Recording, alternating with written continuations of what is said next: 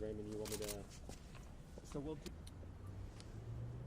Look, I take pride in becoming the first openly LGBTQ elected official from New York City. I often tell people, who would have thought the first openly LGBTQ elected official in New York City would come not from Chelsea or Hell's Kitchen, but from the South Bronx.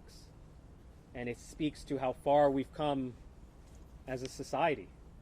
You know, we are going to have a United States Congress that is every bit as diverse and dynamic as America itself. You know, 60% of the Democratic Conference in the House of Representatives is women, people of color, LGBTQ. And so I'm proud that I'm going to contribute to the diversity of the world's greatest legislature, the United States Congress. Thank you. One other follow-up.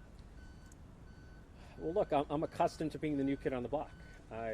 When I entered the city council, I was the youngest elected official in New York City. You know, what I can promise the people of the South Bronx is not that I'm going to be a miracle worker. I cannot promise that I'm going to pluck a magic wand out of thin air and solve every problem. But I can promise that I'm going to be a worker. And I'm going to be a fighter, because fighting is what I've done my whole life. You know, no one has handed anything to me on a silver platter. I've had to fight for everything I have in my life.